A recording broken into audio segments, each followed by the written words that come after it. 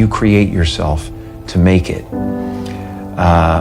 You're going to have to either let that creation go and take a chance on being loved or hated for who you really are, or you're going to have to kill who you really are and fall into your grave grasping onto a character that you never were. I saw this psychic palm reader sign, and she gave me a reading, and she said,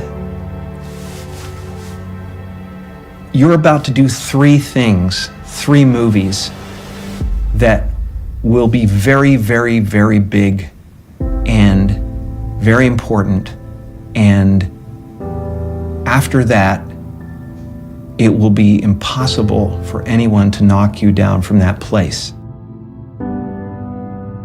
I worked in factories. I had a 9th grade education. You know, it's a series of like crushing disappointments, and I just go into a different gear. I go into, don't know how it's gonna write itself, but it will, you know? I don't know how. I mean, I'm the guy who wrote the $10 million check to himself and had it come to fruition. I'm the guy who had the substitute teacher in grade 2 who said that, you know, whenever I want something, I pray to the Virgin Mary and I ask her for it and I promise something in return and I get whatever I want. So didn't you write yourself a check? I heard that you did. Is that true? I wrote myself a check for $10 million for acting services rendered, and I gave myself 5 years. My dad could never afford a bicycle, so I went, okay. I went home and I prayed for a bicycle and promised I'd say the rosary in return, and then I got a bicycle. Showed up in my living room. Brand new Mustang bike. I put it in one of the scenes in Eternal Sunshine. A Mustang bike with a banana seat. Just before Thanksgiving 1995, I found out that I was going to make $10 million. So you visualized? From then on, it was whenever I wanted something to happen, I manifested it. I stood there in an open field like this with my arms out. Can you tell me about your dad? My father was not only the funniest man in the room, but he was a fantastic saxophone player. And before I was born, he had an orchestra in Toronto. But, you know, in order to be something special, you had to leave Canada and come down to the States and prove yourself in the States. He was a little bit afraid of that transition, and also he had a family to take care of, so he became an accountant. And as time wore on, it wore him down, you know, it wore him down, and he got a little bit bitter, especially when he lost his job when he was 51. That really broke him. Not only was he compromising to raise a family, but when you compromise and you fail, it really hurts. It hurts even more than failing at what you love. So that was an example for me. And a lot of people don't know this, but when I was about 14 or 15, my father lost his job, and I actually became homeless for quite some time. Of course, I grew up in Canada, so I thought we had just gone camping, you know.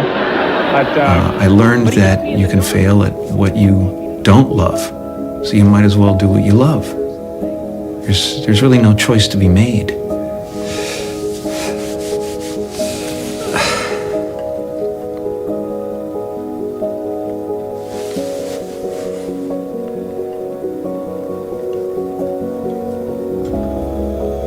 What you want to be, you know?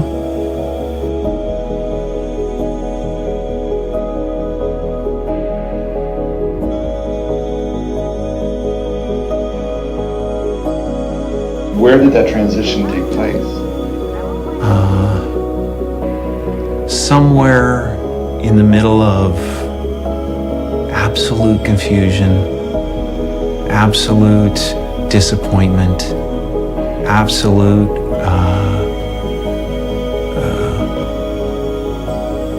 the fruition of all of my dreams, standing there with everything anybody else had ever dreamed about having, and being unhappy. Where did this character come from?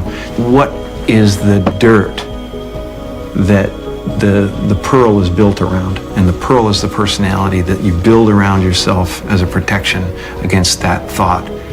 If they ever find out that I'm worthless, if they ever find out that I'm not enough, I'll be destroyed. I don't want anything.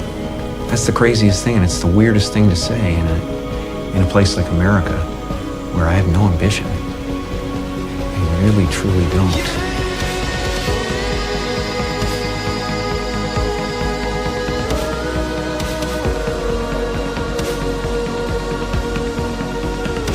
So many of us choose our path out of fear disguised as practicality.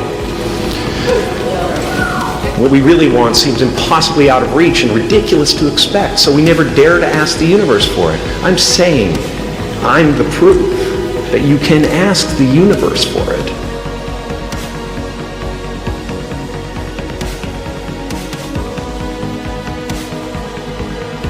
Because life doesn't happen to you, it happens for you.